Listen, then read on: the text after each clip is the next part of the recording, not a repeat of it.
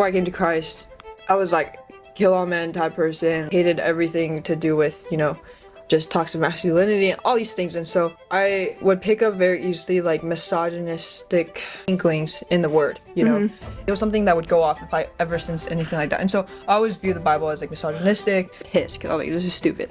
I went and I was like, I hate everyone here. I literally told God, I was like, God, this is what you and I could have. Like, look at all these young people in love with you, on fire for you. This is what we could have had.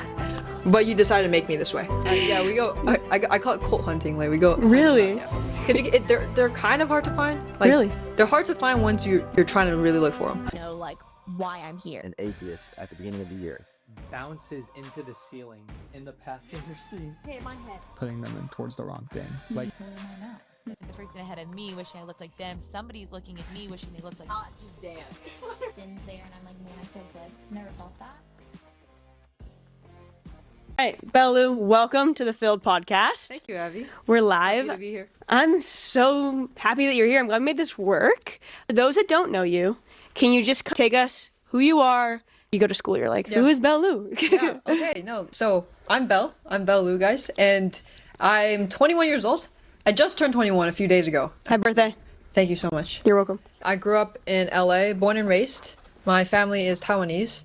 And currently, I technically am enrolled in Belle University online. Okay. With their asynchronous program. I'm really only taking like 6 credits per semester. So it's not even like a full-time student. And 2 years ago, I gave my life to the Lord, and I've been in ministry ever since. And right now, He's directed me towards social media, and specifically for evangelism and apologetics. And so that's just what I've been doing. Yeah. Okay. And for those that don't know what apologetics is, can you like dive more into that? Yeah. So when we think of evangelism, right, it's sharing the gospel. And if you want to define apologetics in a modern sense, I would say it's the historical, logical, and cultural defense of the gospel. Technically, if we want to be technical, all forms of evangelism found in the Bible is actually apologetics. And you'll actually see that if you read it from that lens. But people like to differentiate between evangelism and apologetics. So if we have to, apologetics is more of that almost, people think debate. It doesn't always have to be in debate format, but presenting an argument to defend the gospel, essentially. Do you, when you do apologetics, is it a lot of times like, are you in debates, or like does it escalate to be like debate style, or is it more conversational? Yeah, good question. It really just depends on the person. Okay. There's times where they're just listening, it's more of a presentation. And there's other times where, for sure, it's going to be a debate. Especially find that with, first of all, cults. So Mormons, Jehovah's Witnesses, and Black Hebrew Israelites, they're like up and rising.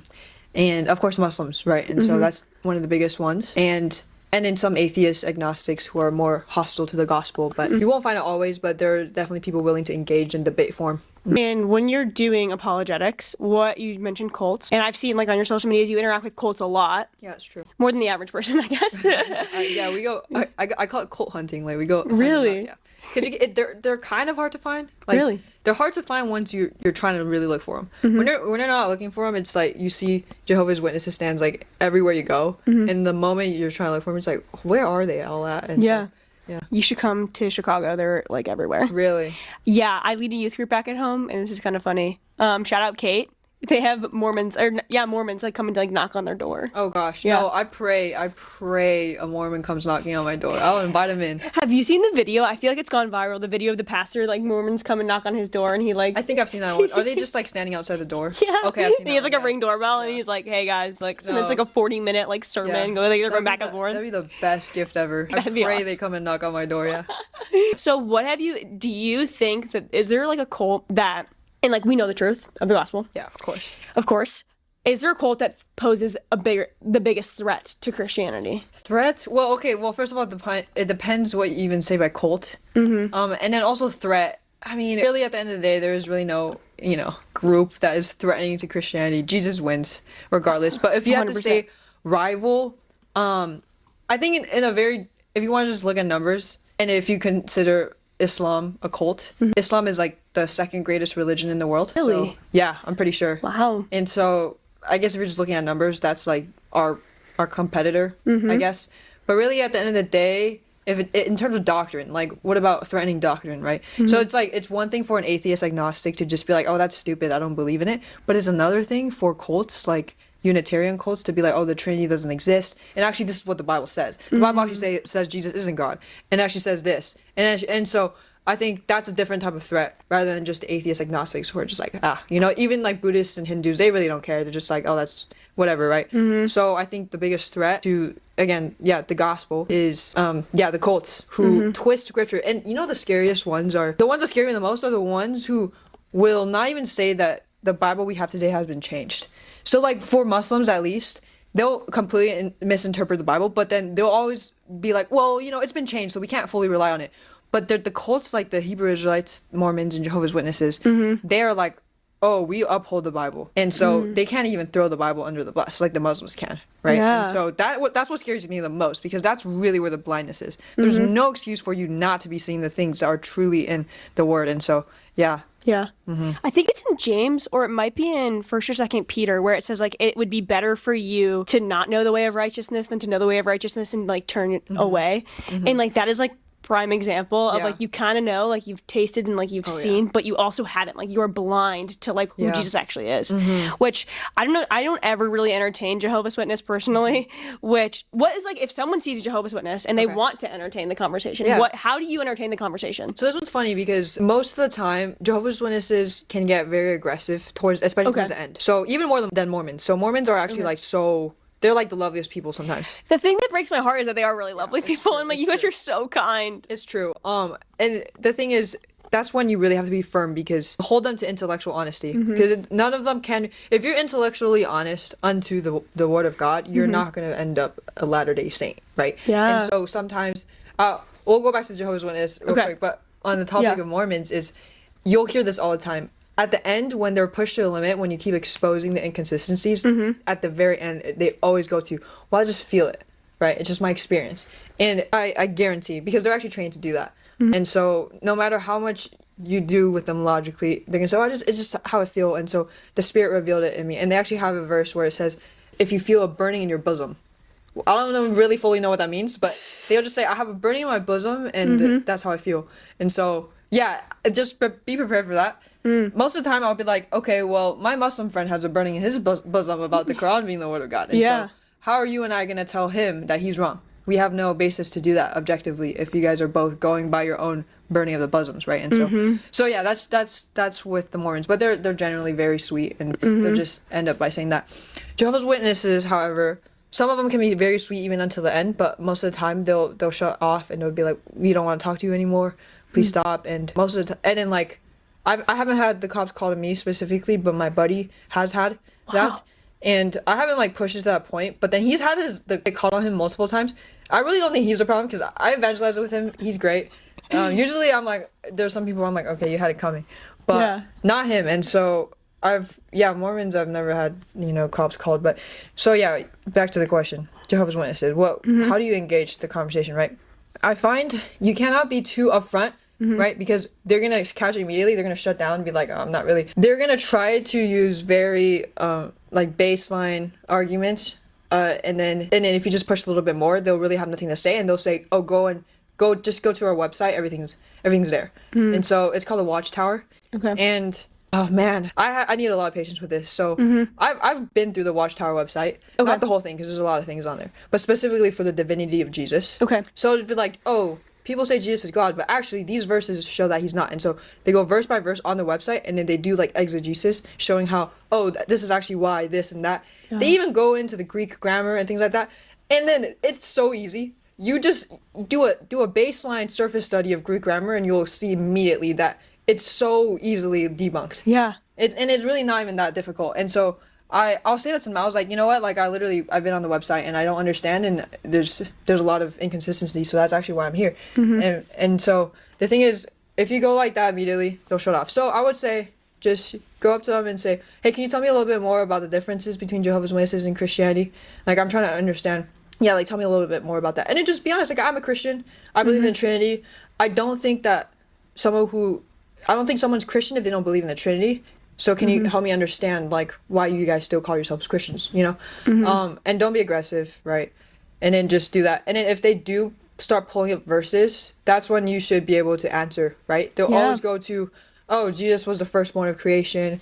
this and that. And also, if people don't know, they have their own translation called the New World Translation, where they actually edit things. Oh. And so actually, It's never good. no, not at all. So, for example, in the beginning was a word, the word was with God, and the word was a God.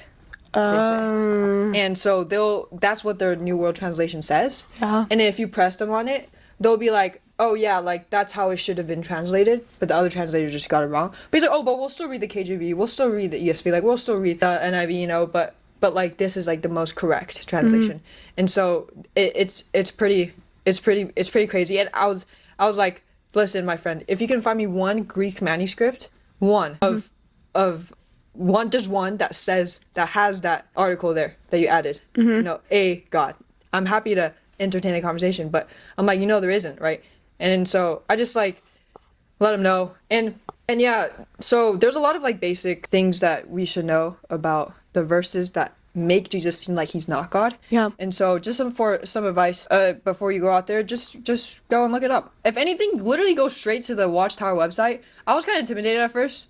I was like, what if I like get like gaslit into thinking, oh my gosh, Jesus is not God. Like he's just like another spiritual being, but he's not God. Yeah. And then I read it, and then and then honestly, so many resources are out there online. So I would say just go and learn those verses, because most of the time they're just quoting it from that, and you can show them clearly how it's wrong. But that was a very long answer. But That's okay. That's okay. What made you want to dive into this? yes, good. You're question. 21. Wow. So when you say this, you mean like more of the Like, apologetics? Yeah, apologetics. Yes. Yeah. So I feel like I don't think there was like a point in time where I was like, I'm gonna go and learn all of this. Like apologetics. I'm in it. I think for sure when my social media really started to go off, I did start to set apart like incredible amounts of time to like just do deep studies, because I was like, okay, at this point, like I have a platform, I better know my stuff. You know, I don't want to give false information, even if it's a Greek word that nobody will ever look up in their life. You know, like I don't want to be caught in that. And then eventually, if I do get into higher level debates, like my the opposing party might actually clock me on that. And so I was like, okay, this is something I want to steward well. And so really started to put a time apart for that. But before that, I would say I just need to know everything. And that's a beautiful thing, but it's also a very, very tiring thing. Yeah. So for example, I came to Christ 2 years ago. Before that, I was very skeptical. I grew up in the church, but it wasn't really my own faith, more my parents' faith type of thing. And there was a lot of things in the Bible I disagreed with. Just objectively, I was like, this is stupid. And I was my own objective moral standard and not God. And so, of course, I would constantly question what the Bible said. And it was also difficult because my family grew up, I grew up in a very charismatic background. Okay. My grandpa was a missionary, and so I've seen the Holy Spirit manifest and move. Oh, God is very real, and that's clear. It's just that when I opened up the Word and heard what people at church were saying, I didn't like it, right? Yeah. And so when I did finally come to the Lord, it had nothing to do with apologetics.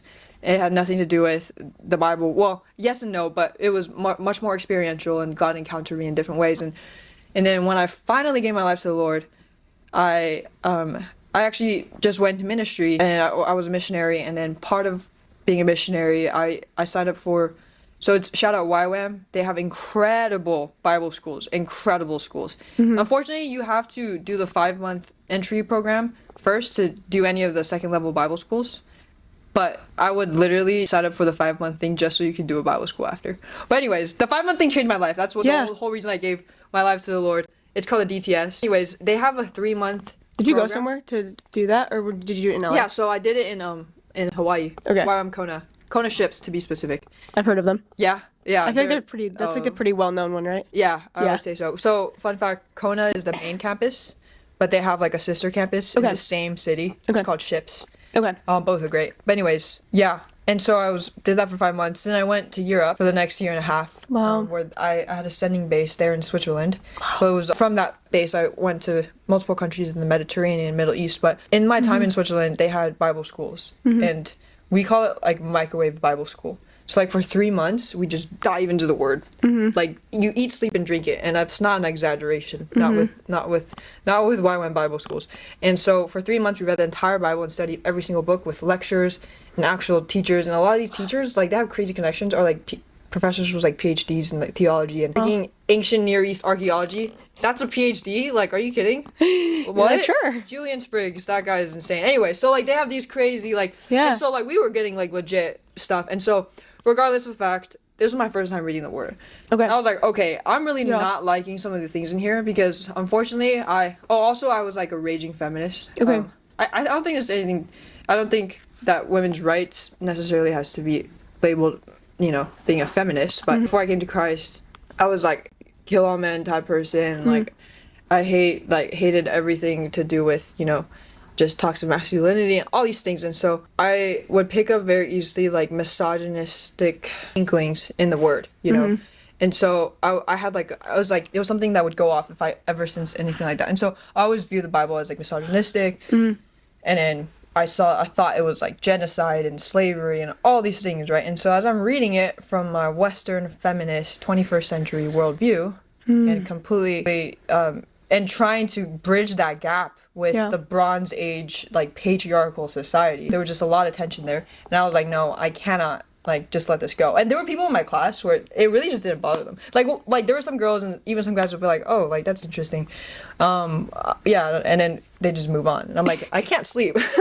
I'm the same way. I have a friend who's like that, Okay. and then I'm like the friend that's like, all right, cool, next. Yeah, literally. So I was like, I can't sleep, and like I can still eat. I love food, but like I don't like how it's sitting in my stomach after. Like it just, I was like, yeah. And so that's really what did it for me. Yeah. So every like little thing that even bothered me in the Bible, I like just did a deep dive. And I'm pretty sure, like I was thinking about this recently. I'm pretty sure I have hyperfixation. That's why I have such weird hobbies. I genuinely think so. And so when I would like fixate on something, I would just go. And that's also another big tip for anyone interested in apologetics. Study things topically. Right? And so just ask the Lord, what do you want me to focus on this week?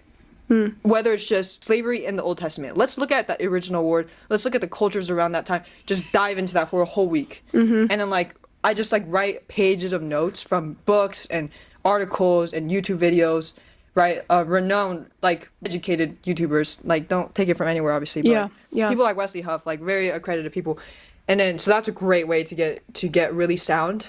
Or even just yeah, so that could be one topic. Another one could just be I'm blanking right now, but genocide. I have a few videos on my social media about that. It's not actual genocide, but warfare in the Old Testament, what's going on there, right? And so just do it by topics.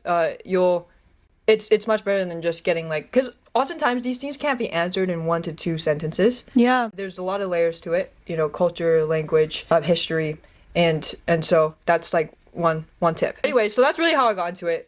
Really, I have to know everything all the time. Yeah. And then lastly too, I started watching people like God Logic, and I don't know if you know who That sounds familiar. Yeah, I don't think I've ever seen that though. He's amazing. He's this black Christian dude who just debates Muslims all the time. He does Okay. most of the cults too, but mostly he does Muslims, and he knows his stuff, and he's incredible. The thing is, yes, he inspired me to get more articulate in debate form. However, what really did it for me is seeing how many actual Muslims there are in the West.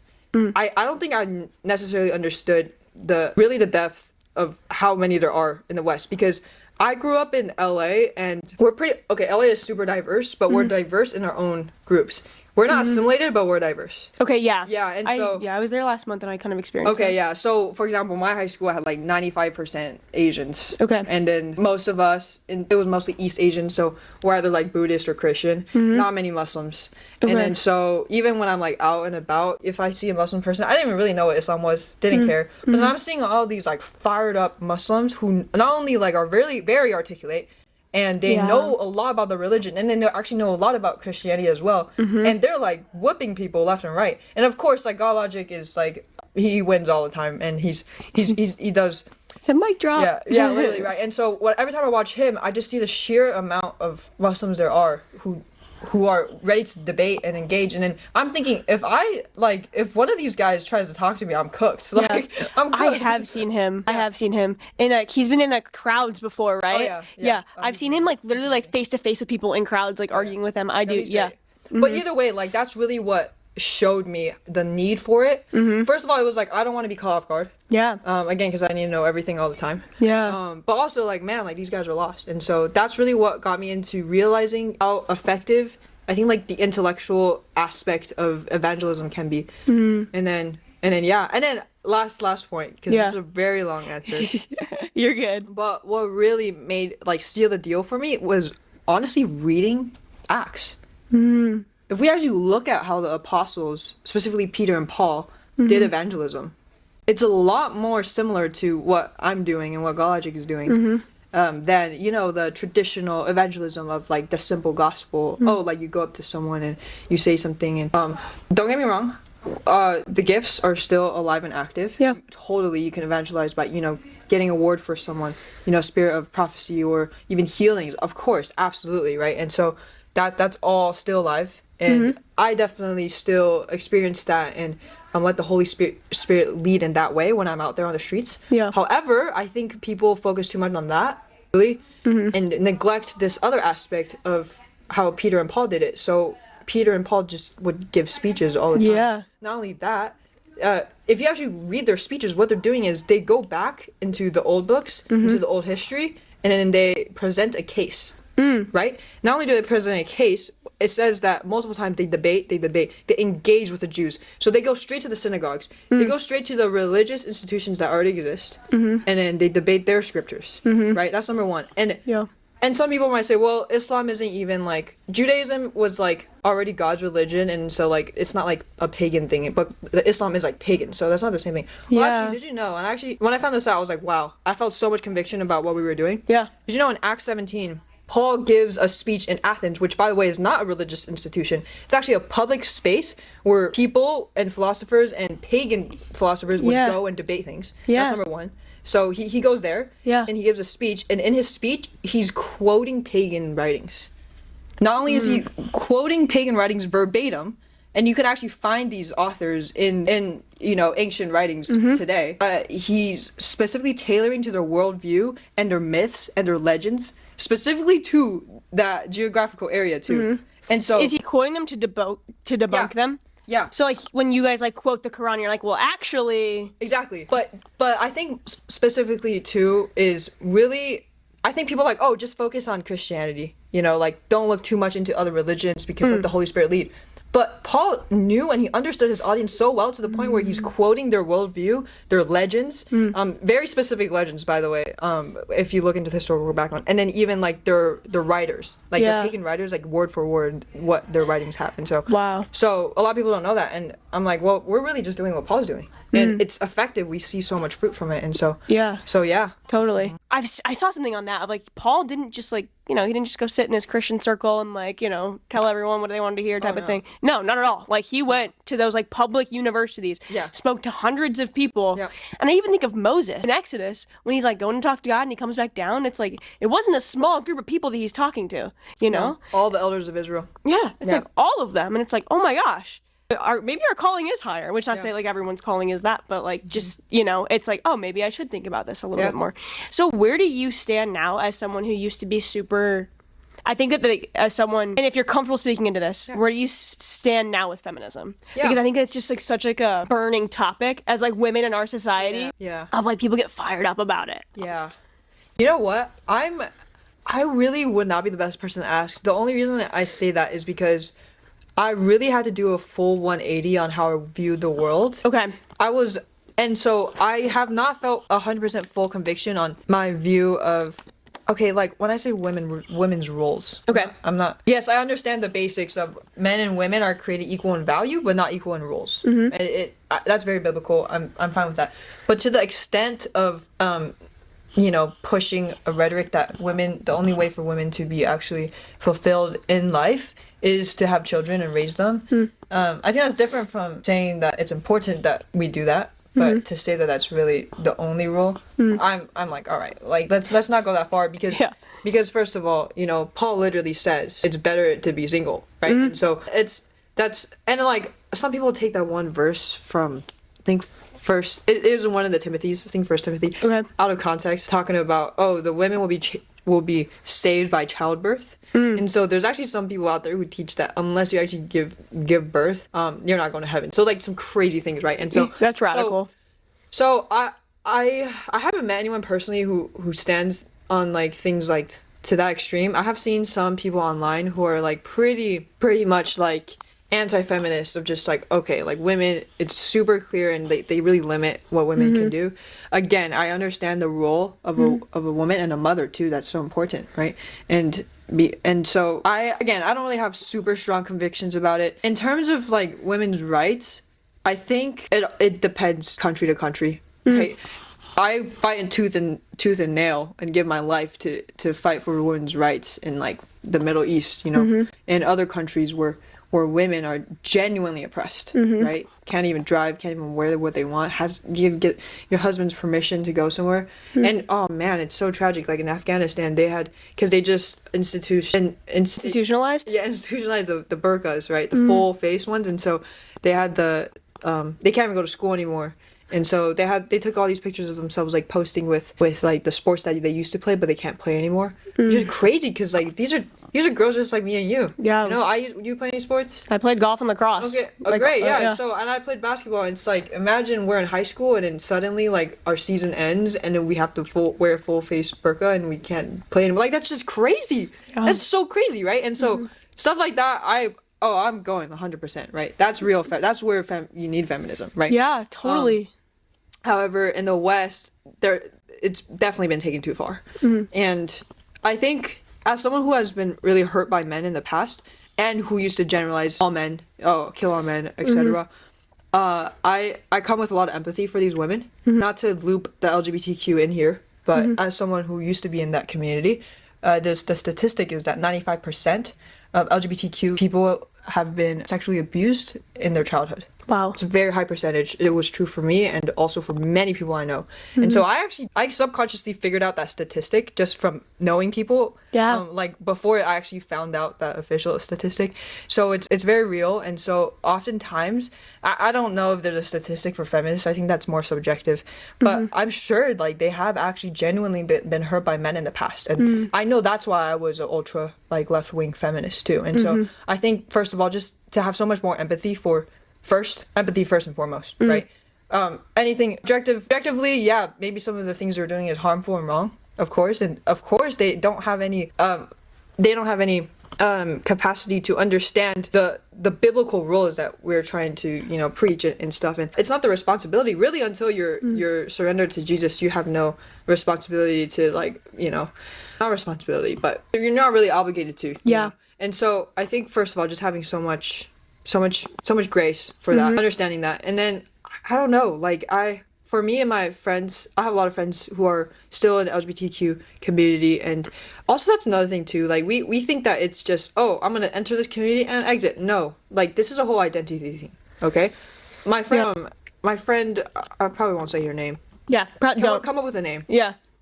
Jen. My friend Jen, okay? She and I grew up together, and she and I grew up together with a lot of boys, actually, funny enough. Anyways, either way, by the time we're in high school, she's like transitioning to a male, and then, well, she and I like both realized we were attracted to girls, whatever, but then I never had like gender identity issues where I felt like I was a boy, but like she definitely did. And so she's fully identifying as a he now, and etc.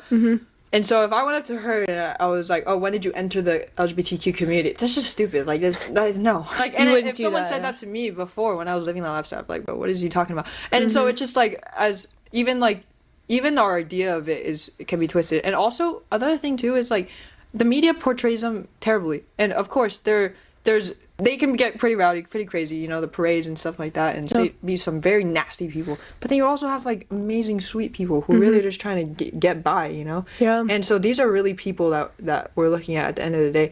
And so, yeah, so my whole thing, and this is just something I have such a heart for, is I really hope the church can really steward this wave coming in, because we're probably going to only see more people in that community, more people, left-wing feminists, who just really hate the church and have been hurt. And so approach with empathy first and foremost. And yeah. Have you like, since I guess like, I don't know if you call it leaving there or like not identifying with that anymore. Yeah. Have you been to like the parades and things like that to evangelize or anything? It's actually no, I haven't. Oh, to evangelize. Yeah. No. Oh, that's another thing I'll talk about. Yeah. Take the floor. So I think if you are to go and preach at an LGBTQ parade, you have a next level responsibility to make sure you're stewarding what you're doing correctly. Because I'm saying that from someone who's experienced church hurt, I was called what's the other word? And a tranny at my church, actually. And so church hurt, and also my friend Jen, right? She was called a school, a Christian private school, by the way, by others who identify as Christian, etc. Also, the faculty there handled it terribly. I'm talking like would not like forced her by this time she's forced her to wear a dress to prom when she was already fully like, you know, identified as a male for multiple years. Like, okay, that's just there's just a lot of things that we can talk about, but I understand the hurt that we can have from Christians and stuff, and so just be very careful what you say. And okay, so this is my advice to people who are thinking about going out there. Yeah, I'm not saying that you shouldn't go if you're not called, but it would really help if you actually have friends in that community. Like, genuinely find a person in your life that is gay, lesbian, or transgender and are actively living that lifestyle, and invite them into your home and love them like a brother. Hang out with them. Take them out to eat. Ask them how their family is. Like, genuinely be their friend. And I think that would open your eyes so much more and even help your ministry be much more fruitful. Literally ask them. Sit down with them and ask, hey, what is the one thing that churches do that are just super hurtful or ineffective? What is something a Christian can say to you to actually make you open about Christianity? Like, ask them these questions, right? And so literally treat them like a human. And then until you've done that, I really don't know how fruitful you can be out there at the Pride parades. Right? And so not to limit God, not saying that none of it is fruitful. I'm sure one out of like 1,000 people there got a seed planted. I don't know. I can't count. Maybe more. Right. Yeah. But I'm just saying from my experience, that's really the best thing to do. Yeah, totally. Which, I mean, I think that's like Jesus shows that time and time again of like loving first. And it's like, yes, God has other qualities, but also like if you're calling this, like you can't just be like calling them out of sin. Number one, you're not Jesus. But you can't just be like, you're a sinner, you need Jesus, and like pray that like that changes them at like a pride parade. Like you're like, you're not even meeting them where they're at. Like Jesus says, come as you are, don't stay as you are, but come as you are. And it's like the way that love can lead us, and like not like obviously their version of love is like maybe, for lack of a better word, like a little bit twisted, obviously, because like you said, there's church hurt. Counterfeit, it's like, it is counterfeit. And it's like, hey, actually there's this love of Jesus, and like, let me show you that. And it's like, and maybe you can speak to this too. You found Jesus 2 years ago. How did you find him? And then how did your actions change with that? No, great question. So might be another long-winded answer, but So high school is when I really started to live a lifestyle of just dating girls and things like this. And the thing about it is, and there's so much to talk about here. Okay, so there's sexual identity, sexuality in terms of like who you're attracted to. Okay. So like sexual identity, but then also lust.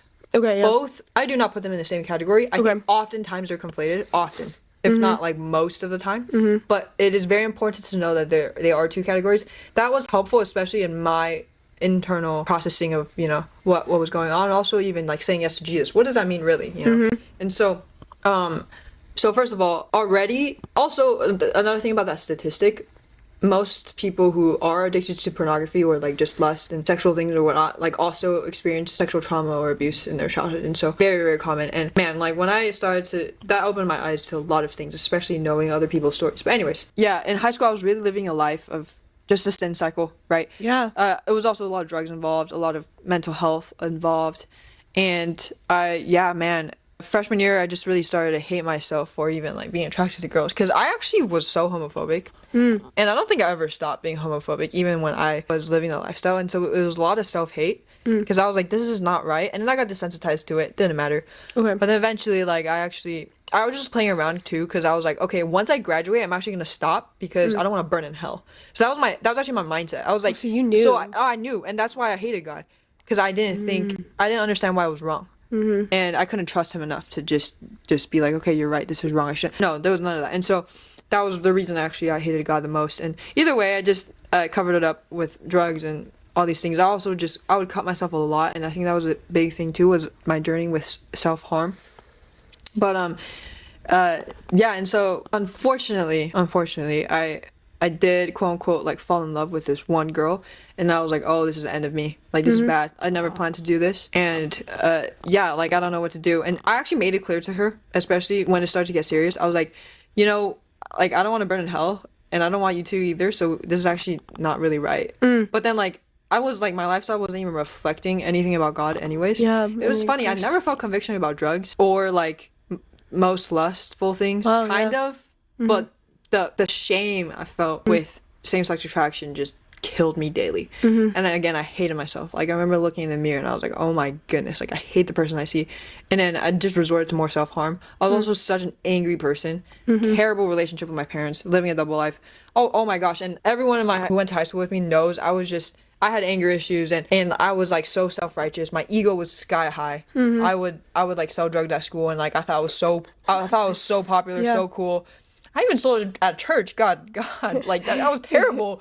Like the people in my youth group, right? They were living the same exact lifestyle as me. So, anyways, all these things, and I remember just being in so much pain. I didn't recognize how much pain I was actually in, and I ended up like hurting her by just completely like I not only did like cheat on her multiple times, I just played with her, but it was because we had like a really deep emotional bond, and like I was like, I need to get myself out of this as soon as I can because it's not gonna work anyways. And so that's really one of the biggest reasons I messed it up for so long. But then like at the end of the day, I was like, wait, it's not even working. So that just got even worse. So she got hurt. Eventually, like it was a whole mess of things. Yeah. Just no morality. Everything's twisted.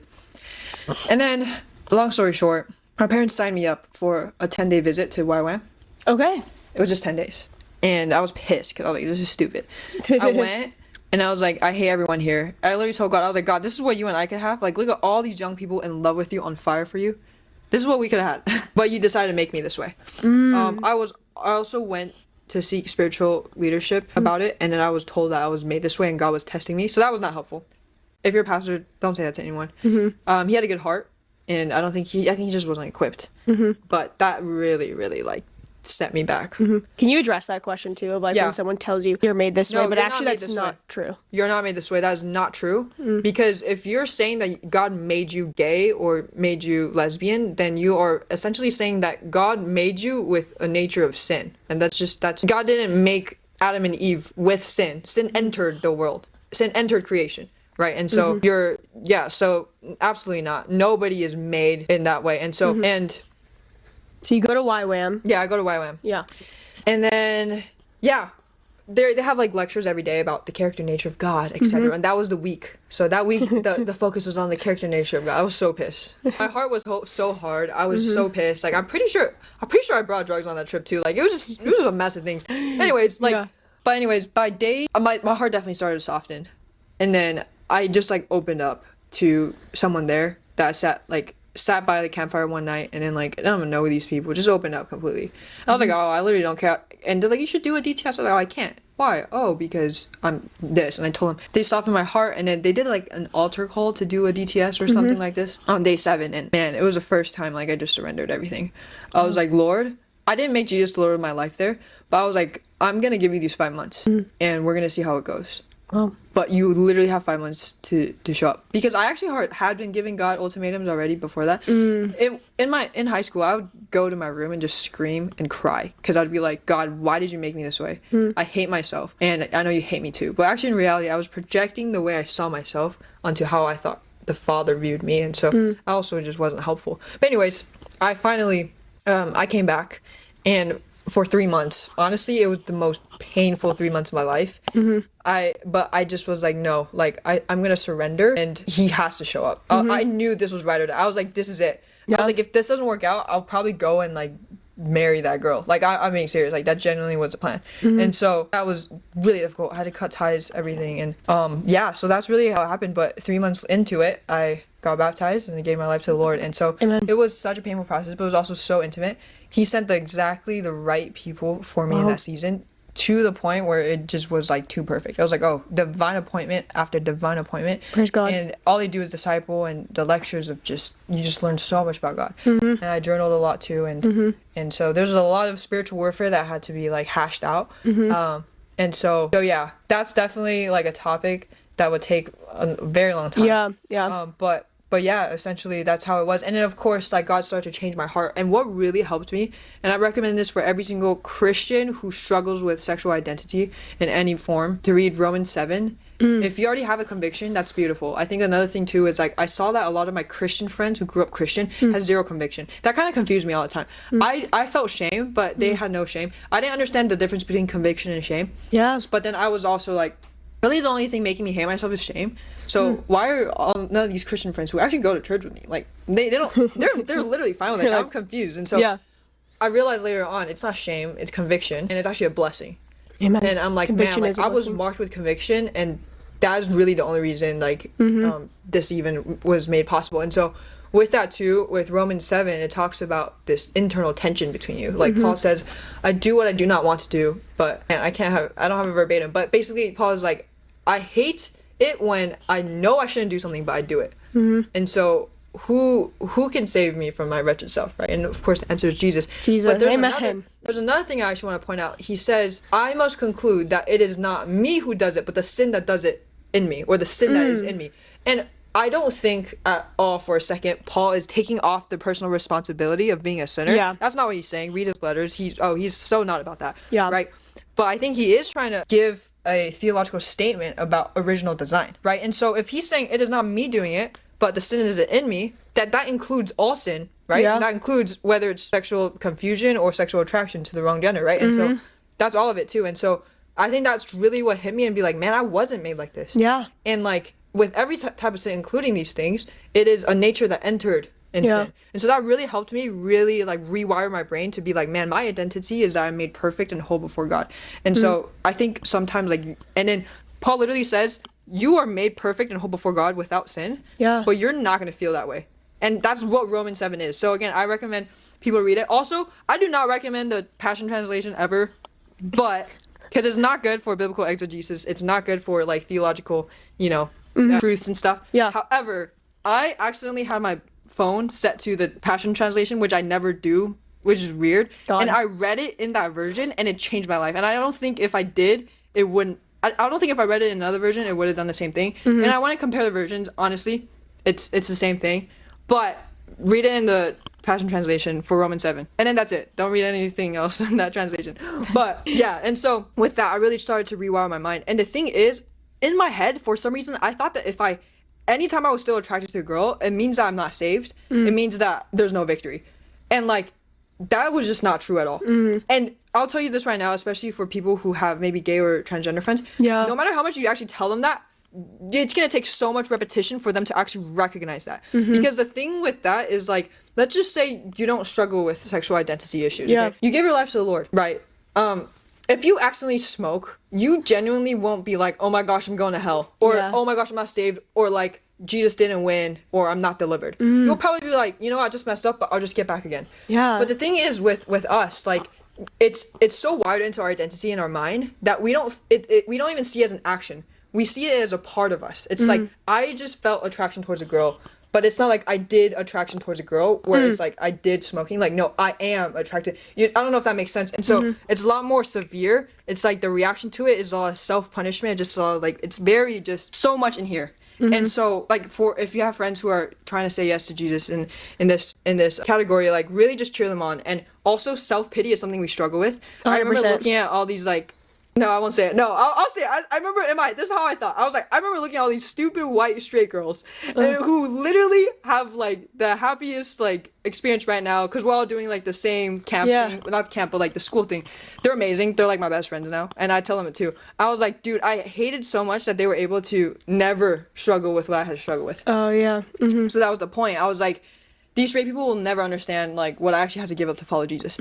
And whether or not that was of course that's self-pity, and self-pity is from the pit of hell really, because it's about self and comparison and things, but just have so much empathy. That is what that community will fall into temptation into. And so just encouraging them, be like, hey, like, you're so strong. They need to hear that you're so strong. I'm so proud of you, and I'm here if you need anything. And it'd be like, tell me how you feel, tell me your story. Like that's like, man, like a lot of us like just want to be heard, because again, the church isn't equipped for this. Absolutely not. Terribly, right? And so really, whenever you can, just sit down with a friend and just like learn about their experience, you know, like what is it really that they feel, how, and so all these things. And eventually of course, like, God rewired my brain and changed it, and so yeah, now, well, praise God. Now I'm happy to, I'm very excited to get married. Yeah. I actually was just telling Shark about it. I was like, "You got any people in Dallas? Like any?" Go to like the porch. Anyone? He was like, "Tell me what you want," and I was like, "Listen, I want this." Anyways, yeah. That's awesome. That's awesome. Yeah. All right, can I put you in the hot seat? Yeah, give it to me. All right. What's a hill you're willing to die on? A hill I'm willing to die on, just because we're on this topic, is that the church needs to be equipped to receive the LGBTQ community, and they need to get over the pride of what they think they need, and actually go get to know them and give them what they need. Good answer. What's your favorite worship song right now? I'm gonna go basic. I'm just gonna go. Oh my gosh. Okay, wait. Count to 5 and I'll have it. Oh, The Blood. Oh, come on. Yeah. Passion version? Were you at Passion? Did you go to Passion? Wait, I didn't. But The Passion I don't version, know who's anyone? it by. It's like The Blood. The Yeah, blood, the Bethel. blood. No, wait, is it? I don't even know. I have no idea. Wonderful I could be wrong. Okay. Okay, what's one word of encouragement for people, back to the evangelism topic, Yes. that are shy or like it kind of scares them to be public about their faith? Yeah. You can, in heaven, you'll have everything except being able to bring others with you. Amen. So, just think about that. That's a good word. Can I pray us close? Yes. All right. Dear Jesus, I just thank you for Belle. I thank you for, getting her and Shark here safely, Lord. I just pray over their new ministry that she's stepping into as she's moving to Dallas in March, Lord. And we just, pray prayer protection over her and peace, Lord. And, we just thank you for sending Jesus to die on the cross for us. And I just praise you for her coming to the Lord 2 years ago, for her coming to you 2 years ago, Lord. And just continue to use her, Lord. In whatever way you see fit. It's in your mighty name we pray. Amen. I know it was the blood, could have only been the blood.